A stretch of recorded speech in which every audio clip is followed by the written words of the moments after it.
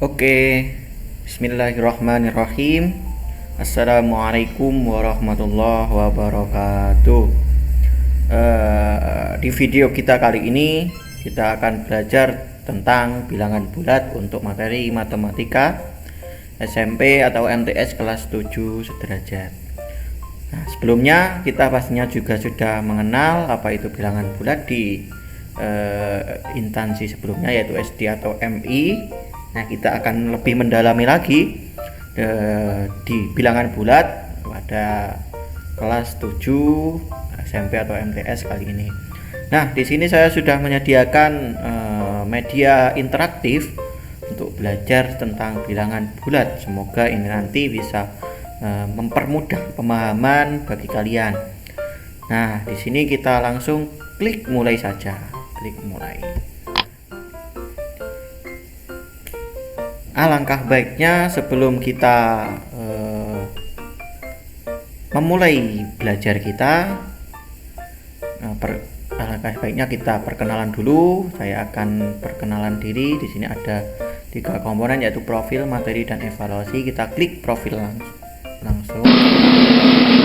Nah, di sini saya akan memperkenalkan diri. Perkenalkan, nama saya Muhammad Ilham Zuhdi. Saya berasal dari lingkungan Sembon, Kelurahan Satrian, Kecamatan Kenigoro, Kabupaten Blitar. Di situ sudah ada WA dan IG saya, silahkan di follow, nanti di follow IG gratis. Kemudian WA kalau mau menanyakan lebih lanjut tentang apa kesulitan, pertanyaan tentang matematika boleh ditanyakan. Saya masih berada pada bangku kuliah di Universitas Islam Negeri Syed Ali Lamarullah. Oke, kita langsung saja kembali ke beranda. Nah, kita mulai langsung saja ya, kita belajar. Evaluasi nanti berisi soal-soal. Ini ada materi, kita klik saja di sini. Materi kita kali ini yaitu bilangan bulat. Nah, sebenarnya kita harus mengerti apa itu bilangan bulat. Nah, bilangan bulat apa sih? Bilangan bulat adalah bilangan yang terdiri dari bilangan cacah dan bilangan negatifnya. Nah, bilangan cacah itu apa? Nah, bilangan cacah adalah bilangan yang dimulai dari angka 0, 1, 2, 3 dan seterusnya, titik-titik. Maksud dari titik-titik adalah seterusnya sampai tak terhingga. Nah, jadi kalau kita lihat di gambar ini adalah bilangan cacah. Bilangan bulat adalah bilangan yang terdiri dari bilangan cacah dan negatifnya, artinya bilangan cacah 1 nanti negatifnya adalah negatif 1, bilangan 2 negatifnya adalah negatif 2 dan seterusnya. Nah, ada yang menyebutkan pengertian bilangan bulat itu ada yang lain juga, yaitu bilangan yang terdiri dari bilangan 0, bilangan bulat positif, dan bilangan bulat negatif. Itu pengertian lain dari ahli yang lain yang menyebutkan bahwa bilangan bulat adalah bilangan yang terdiri dari bilangan 0, bilangan bulat positif, dan bilangan bulat negatif. Oke, kita bisa lanjut langsung ke materi berikutnya. Yang kedua yaitu tentang contoh-contoh. Pastinya banyak untuk contoh-contoh bilangan bulat di kehidupan sehari-hari. Namun yang sering kita lihat yaitu ketika kalian nanti sakit, tapi jangan sampai ya. Biasanya kalau kalian sakit atau demam itu pakai termometer untuk mengukur suhu. Nah, di sini di suhu pasti ada bilangan bulatnya. Ini contohnya ada negatif 20, negatif 10, 0, 10, 20 dan seterusnya. Itu adalah contoh dari bilangan bulat. Itu suhu, bukan termometernya ya, suhu. Di angka-angka di sini yang termasuk contoh dari bilangan bulat sehari-hari, dan masih banyak yang lain. Bisa dicari nanti di buku bacaan-bacaan di pegangan masing-masing. Oke, kita lanjut. Kalau nanti masih belum paham tentang pengertian, kita bisa kembali ke ini, previous. Kita klik saja, nanti akan kembali ke sebelumnya. Nah, kalau sudah paham ya kita lanjut next saja. Oke, yang ketiga adalah membandingkan bilangan bulat. Setelah kita mengetahui pengertian dan contoh-contohnya, kita akan membandingkan. Dan di sini ada dua simbol. Sebenarnya kalau simbolnya itu ada lebih, tidak hanya dua ini paling, tapi yang lebih sering muncul yaitu yang nanti ada yang sama dengan, ada yang kurang dari sama dengan, ada yang lebih dari sama dengan. Itu adalah gabungan dari dua simbol ini. Nah, yang pertama adalah simbol lebih dari. Simbol ini dibaca lebih dari ya. Maka simbol ini akan menyatakan bahwasanya angka yang berada di sebelah kiri simbol itu nilainya lebih besar daripada angka yang berada di sebelah kanan simbol. Jadi 4, kalau bacanya 4 lebih besar dari 1. Oke. Kemudian untuk yang kedua yaitu simbol ini dibaca kurang dari. Nah, ini menyatakan bahwasanya angka yang berada di sebelah kiri simbol itu kurang dari atau lebih kecil dari angka yang di sebelah kanan simbol. Di sini ada negatif 8 lebih kecil dari 6 atau negatif 8 kurang dari 6. Nah, cara membaca ini adalah negatif ya, jangan sampai dibaca min. Kita biasakan. Nah, ini dibaca negatif. Negatif 8 bukan min 8. Itu nanti maknanya juga beda. Itu matematika. Oke, sudah paham ya? Kalau sudah paham kita lanjut ke materi berikutnya, yaitu tentang sifat-sifat operasi bilangan bulat. Nah, sifat-sifat operasi bilangan bulat itu juga tidak jauh beda dengan bilangan-bilangan yang lain. Nah, di sini dibagi dua, yaitu sifat-sifat operasi penjumlahan atau pengurangan. Yang kedua yaitu sifat-sifat operasi perkalian atau pembagian. Nah, yang pertama itu sifat-sifat operasi penjumlahan atau pengurangan itu ada 5. Yang pertama yaitu sifat tertutup. Apa yang maksudnya sifat tertutup? Jika A plus B ini syaratnya A dan B itu adalah bilangan bulat. Nah, maka A plus B, A dijumlahkan B ataupun A dikurangi B itu hasilnya sama dengan C. Dengan C juga bilangan bulat. Artinya bilangan bulat berapapun kalau dijumlahkan dengan bilangan bulat yang lain maka hasilnya tetap bilangan bulat. Itu yang namanya sifat tertutup. Yang kedua yaitu sifat komutatif. Sifat komutatif atau pertukaran. A plus B itu sama dengan B plus A. Dibalik itu hasilnya tetap sama. Kemudian sifat asosiatif. A plus dalam kurung B plus C sama dengan A plus B dalam kurung plus C. Nah, artinya ini berlaku untuk penjumlahan ataupun pengurangan, tidak hanya penjumlahan saja ya. Dan yang keempat adalah sifat identitas. Artinya kalau bilangan bulat dijumlahkan dengan 0 itu hasilnya bilangan bulat. Itu namanya sifat identitas. Yang kelima yaitu mempunyai inverse. Inverse itu apa? Itu kebalikan dari bilangan. Misal ada A positif A itu inverse-nya negatif A. Jika A ditambah dengan negatif A ataupun negatif A ditambahkan dengan A maka sama dengan 0. Nah, ini inverse namanya. Jadi A ketika suatu bilangan dijumlahkan atau dikurangkan dengan inverse-nya maka hasilnya sama dengan 0. Namanya mempunyai inverse. Kemudian yang kedua yaitu sifat-sifat operasi perkalian atau pembagian. Sifat-sifatnya itu ada 3. Seperti hanya sifat 1, sifat komutatif. Ini tak jauh beda dengan yang di atas tadi. Jadi A berapapun nilai ataupun bilangan bulat, A dikali B ataupun A dibagi B itu sama dengan B kali A ataupun B bagi A. Jadi sama saja. Jadi berlaku untuk perkalian maupun pembagian. Kemudian yang kedua ada sifat asosiatif. Sifat asosiatif itu A sama saja dengan yang atas, mengelompokkan dikali dalam kurung B kali C sama dengan dalam kurung A kali B dikali C. Itu nanti hasilnya tetap sama ya, ini sama. Yang ketiga yaitu sifat distributif ataupun penyebaran. A dikali dalam kurung B plus C nanti hasilnya sama dengan A dikali B ditambah A dikali C. Jadi A nya dikali B A ditambah C, nanti A kali B dulu ditambah A dikali D. Kemudian yang kedua yaitu A dikali dalam kurung B dikurangi C, itu maka akan menghasilkan A dikali B dikurangi A dikali C. Jadi yang perkalian nanti didahulukan. Oke, itu dikurangkan juga tidak masalah, itu nanti sifatnya namanya sifat distributif, hasilnya akan sama saja. Oke, jadi untuk penjumlahan dan pengurangan itu ada 5 sifat. Untuk yang perkalian atau pembagian itu ada 3 sifat. Oke, kita lanjut ke operasi bilangan bulat. Rumus cepatnya, nah ini kalau penjumlahan dan pengurangan. Nah, kalau penjumlahan, jika bilangan positif dijumlahkan bilangan positif, maka nanti hasilnya positif. Kalau negatif dijumlahkan dengan negatif, maka hasilnya negatif. Jadi orang yang berhutang nanti nambah hutang lagi, nah itu hutangnya akan tambah banyak, ini negatif, istilahnya begitu.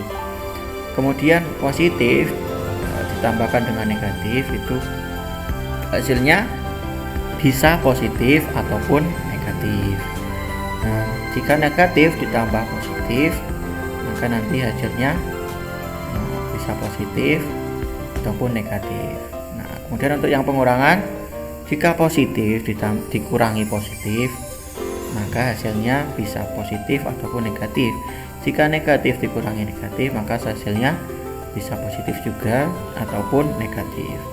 Namun kalau untuk positif dikurangi negatif, itu hasilnya positif. Kalau negatif dikurangi positif, maka sama dengan negatif. Gantung nanti bilangannya ya, yang di atas ini. Jadi untuk yang penjumlahan, jadi nanti kalau tandanya ini sama, nanti kalau sama-sama positif nanti hasilnya positif. Kalau negatif nanti negatif. Namun kalau tandanya beda, nanti tergantung dari bilangan mana yang lebih besar. Jadi hasilnya bisa positif ataupun negatif. Namun untuk perkalian itu sebaliknya, jika tandanya sama, positif positif, negatif negatif, nanti hasilnya kemungkinan ada 2, bisa positif atau negatif. Namun kalau tandanya beda, positif dikurangi negatif, misal nanti yang lebih besar itu positif, maka nanti hasilnya akan positif. Namun kalau yang di depan itu negatif dikurangi positif, maka hasilnya akan negatif. Itu ya. Nah, kemudian untuk perkalian maupun pembagian ini sama, ini ya sama. Jadi kalau tandanya ini sama, positif dikali positif nanti hasilnya positif, negatif dikali negatif hasilnya positif. Sama dengan pembagian, kalau tandanya ini sama nanti hasilnya positif. Kalau nanti tandanya beda, positif dikali negatif ataupun positif dibagi negatif, nanti hasilnya negatif. Jadi untuk menandakan hasilnya itu bisa kita lihat di tanda yang dikalikan ataupun dibagi. Kalau bilangannya nanti sama-sama positif atau negatif, itu hasilnya positif. Namun kalau tandanya beda, itu hasilnya negatif. Nah, seperti itu. Mungkin nanti ini kita lebih jelas lagi nanti kalau sudah paham di sekolah dasar, nanti di sini tinggal mengulang jadi lebih enak. Ini adalah salah satu rumus cepatnya saja. Kemudian materi selanjutnya yaitu tentang urutan operasi. Ini yang tak kalah penting juga, karena dalam mengerjakan bilangan bulat harus mengerti urutannya untuk mengoperasikan yang ada di soal. Yang pertama yaitu yang paling utama yaitu hitung yang berada di dalam kurung. Jadi kalau semisal ada bilangan bulat yang di dalam kurung, itu didahulukan pengerjaannya. Kemudian yang kedua yaitu hitung bentuk eksponen atau pangkat. Nah, yang pangkat 2 atau pangkat 3 dan seterusnya itu dihitung terlebih dahulu. Kemudian yang ketiga yaitu perkalian dan pembagian secara berurutan dari kiri ke kanan. Jadi ketika nanti perkalian dulu, maka dari kirinya nanti dihitung yang perkalian dulu. Jadi perkalian dan pembagian itu setara, maksudnya sederajat, imbang lah.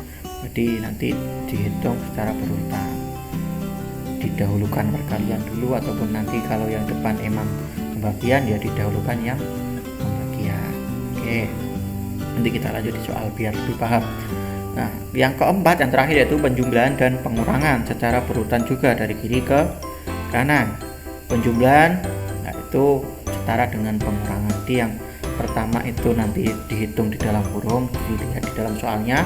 Kalau ada yang di dalam kurung, pengerjaannya itu didahulukan yang di dalam kurung, kemudian lanjut ke yang berpangkat, bilangan yang berpangkat. Kemudian yang ketiga yaitu yang beroperasi perkalian ataupun bagian. Yang paling terakhir yaitu penjumlahan dan pengurangan. Oke, kita lihat di contoh biar lebih paham. Nah, ini ada 6 plus 2 dikali 4. Nah, ini pengerjaannya jangan sampai 6 ditambah 2 dulu ya. Jadi 2 dulu ini dikali 4, karena nanti kalau 6 ditambah 2 dulu hasilnya nanti beda. Misal ya 6 tambah 2 8 dikali 4 hasilnya 32. Salah. Jadi pengerjaannya itu yang perkalian dulu. 2 dikali 4 sama dengan 8, jadi 6 ditambah 8 sama dengan 14. Kemudian yang kedua, contoh yang kedua yaitu negatif 8 plus 15 dibagi negatif 3 dikurangi dalam kurung 4 plus 2.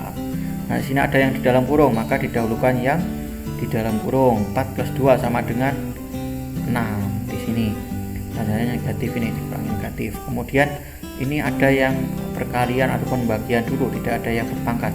15 bagi negatif 3 hasilnya negatif 5. Jadi negatif 8 tetap, negatif 8 ditambah negatif 5 dikurangi 6, maka hasilnya negatif 19. Yang ketiga yaitu ada negatif 10 dikurangi negatif 10, maka hasilnya sama dengan 0. Oke ya, sudah paham ya. Kalau kita sudah paham berarti kita sudah menguasai beberapa materi ya. Ini sudah separuh lebih lah dari operasi bilangan bulat. Ini juga tidak jauh beda dengan bilangan-bilangan yang lain. Kalau sudah paham, kita bisa kembali ke beranda. Nah, yang terakhir, kalau sudah paham dari materi, kita harus uji kemampuan kita seberapa paham dari pemahaman kita terkait bilangan bulat. Nah, kita klik langsung di evaluasi. Nah, ini ada beberapa soal, namun juga sudah diberikan jawaban. Nah, kita evaluasi sebentar. Nah, mula-mula itu ada suhu suatu ruangan. Ini adalah soal cerita. Ada suatu ruangan bersuhu 250 derajat Celcius. Kemudian ruangan tersebut akan digunakan untuk menyimpan telur ayam sebagai bibit. Lalu suhunya diturunkan menjadi negatif 30. Berapa besar perubahan suhu pada ruangan tersebut? Nah, dari 250 tadi Celcius, nah ini 25 ya, salah ketik ini, 25 Celcius menjadi negatif 30. Nah, jawabnya perubahan suhunya yaitu dari 25 Celcius dikurangi, karena nanti berkurang tadi, diturunkan ini berkurang, dikurangi negatif 3. Ini salah juga, ini seharusnya negatif 3 saja. Jadi 25 Celcius dikurangi negatif 3 derajat Celcius. Berapa perubahan suhunya? Yang dihitung bukan perubahan suhunya ya, dari 25 ke negatif 3, yaitu 25 ditambah 3 hasilnya sama dengan perubahan suhunya 28 derajat Celcius. Nah, nanti kita revisi ini yang 0, salah pengetikan. Nah, oke, kita lanjut ke evaluasi berikutnya.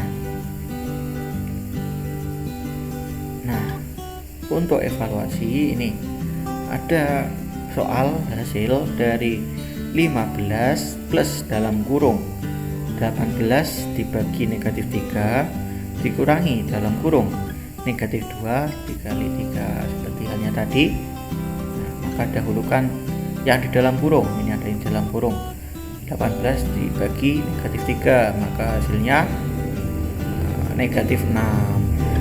Kemudian ada yang negatif 2 dikali 3, sama dengan negatif 6 karena tandanya beda, negatif 6. Nah, adakah yang bereksponen atau pangkat? Tidak ada. Tidak ada, kita langsung ke selanjutnya. Ada yang dijumlahkan atau dikalikan? Oh, tidak ada. Berarti yang terakhir yaitu penjumlahan ataupun pengurangan. Di 15 dikurangi 6 dikurangi negatif 6, maka hasilnya 9. 15 ini 15 kurangi 6 adalah 9. Nah, ini negatif, ini negatif adalah positif 6, sama dengan 15. Seperti itu ya. Paham? Nah, ini sudah akhir. Jadi untuk lebih bisa memahami tentang bilangan bulat, kita harus sering-sering berlatih soal-soal yang ada. Kita bisa cari di buku, bisa cari di internet untuk mengasah kemampuan pemahaman kita, seberapa jauh pemahaman kita tentang bilangan bulat. Maka teruslah berlatih supaya bisa memahami materi bilangan bulat. Mungkin cukup itu saja. Kita kembali ke beranda. Kalau sudah, ini kita bisa kembali ke preview, ke home. Nah, kalau kita sudah selesai, maka kita langsung kita keluar. Mungkin cukup itu saja yang dapat saya sampaikan.